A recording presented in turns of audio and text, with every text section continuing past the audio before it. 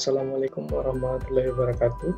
Kembali lagi bersama saya Alamsyah, serta di Klatsar Akuntan 12 KDO Dela. Pada kesempatan kali ini, saya akan coba menjelaskan tentang capaian aktualisasi saya sebagai peserta Klatsar Calon Pegawai Negeri Sipil Golongan 2 dan 3.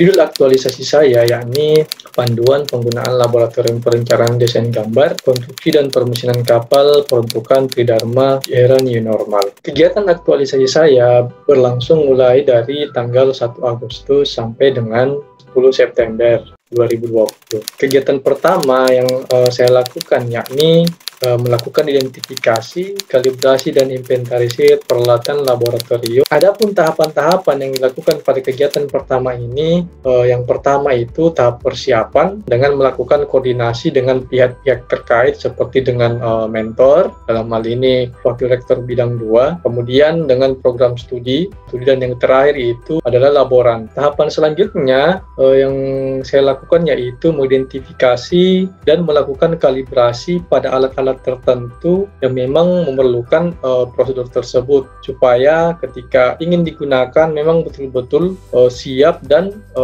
menghasilkan sesuatu yang akurat. Tahapan selanjutnya yakni melakukan inventarisir peralatan laboratorium setelah melakukan proses identifikasi maupun kalibrasi. Tahap yang terakhir dalam kegiatan pertama ini yakni membuat laporan kondisi fisik dan keberfungsian barang dan peralatan di laboratorium dalam bentuk laporan observasi laboratorium.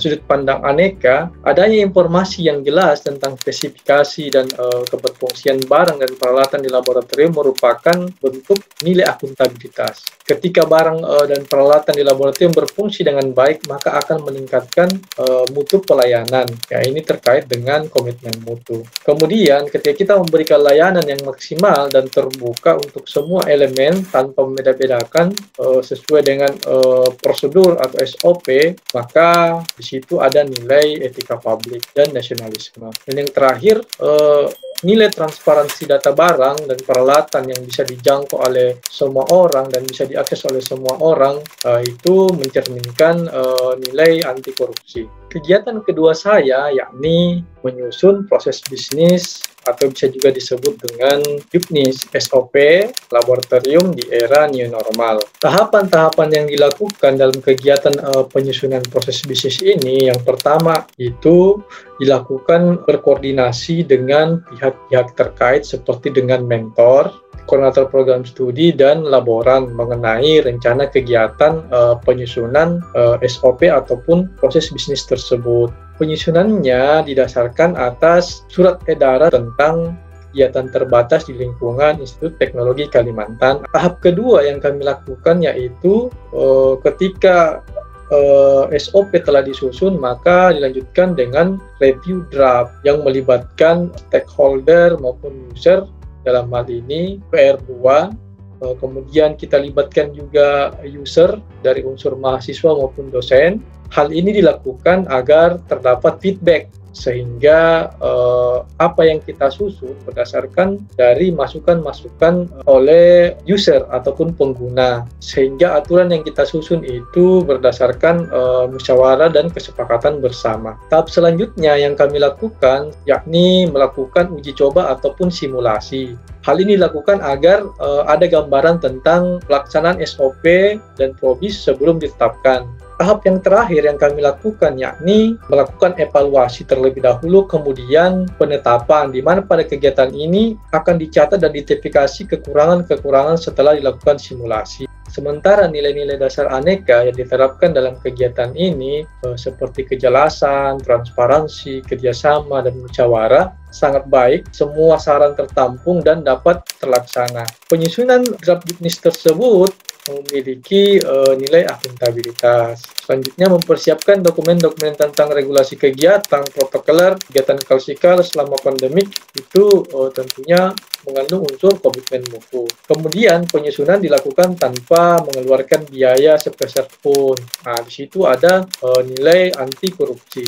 Dan yang terakhir, penyusunan juknis laboratorium tersebut dilakukan dalam rangka melindungi diri dan orang-orang dari penyebaran COVID. Aktivitas tersebut mengandung nilai nasionalisme. Kegiatan yang ketiga yang saya lakukan yakni membuat video simulasi tentang penggunaan laboratorium di masa new normal. Adapun tahapan-tahapan kegiatan yang kami lakukan pada kegiatan ketiga tersebut, yakni yang pertama itu senantiasa berkoordinasi dalam hal ini dengan laboran dan menentukan ataupun merumuskan konsep ataupun isi dari konten video yang akan kita buat. Tahap kedua yakni mengambil gambar tentang aktivitas laboratorium, mulai dari proses pengisian form peminjaman via online, kemudian melakukan kegiatan di laboratorium, dalam ini menggunakan alat-alat laboratorium sampai pada selesai menggunakan alat-alat laboratorium. Tahap selanjutnya yang kita lakukan setelah pengambilan gambar dan video rampung, kita kemudian mengeditnya menggunakan aplikasi yang dapat mempermudah kita dalam membuat sebuah konten yang menarik. Tahap yang terakhir melakukan sosialisasi video dengan mengupload pada web program studi medsos yang menyangkut tentang teknik perkapalan. Di dalam tahapan kegiatan tersebut terdapat nilai-nilai etika publik, nasionalisme, akuntabilitas, komitmen mutu, dan yang terakhir itu anti korupsi. Pada kegiatan keempat ataupun yang terakhir dalam aktualisasi ini yakni mensosialisasikan dan mempublikasikan SOP ataupun juknis yang telah disusun dan ditetapkan. Tahapan-tahapan yang dilakukan pada kegiatan keempat ini, yang pertama itu melakukan musyawarah ataupun menentukan atau menetapkan waktu sosialisasi sehingga bisa dihadiri oleh semua unsur, baik dari unsur pengelola maupun unsur user itu sendiri. Sosialisasi tersebut via online bisa menggunakan Zoom ataupun Google Meet. Tahapan selanjutnya yang dilakukan yakni memaksimalkan publikasi selain pada web dan medsos dengan mendesain atau membuat poster dan stiker yang berisi tentang SOP dan juknis secara keseluruhan. Tahap selanjutnya yang dilakukan yakni menempelkan stiker ataupun poster di tempat-tempat yang mudah terlihat oleh para user ketika melakukan aktivitas di laboratorium.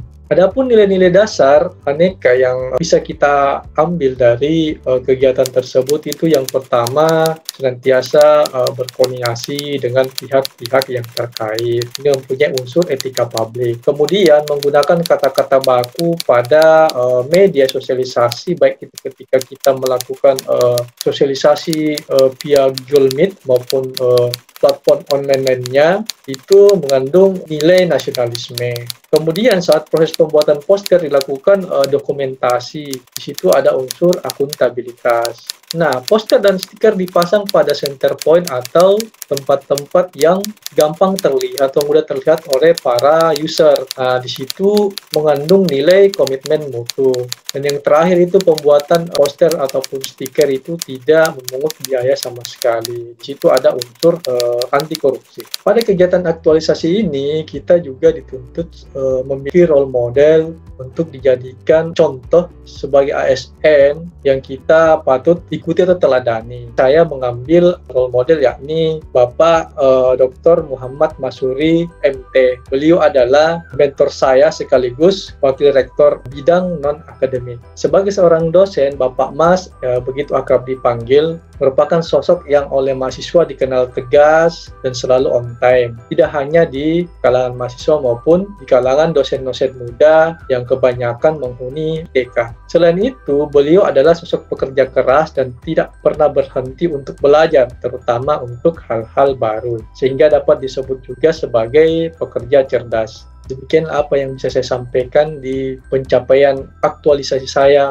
pada kesempatan ini. Saya ucapkan banyak terima kasih kepada pihak-pihak yang terkait, pada mentor, pada coach, dan teman-teman seperjuangan yang tentunya sangat membantu dalam pelaksanaan kegiatan aktualisasi ini. Wassalamualaikum warahmatullahi wabarakatuh.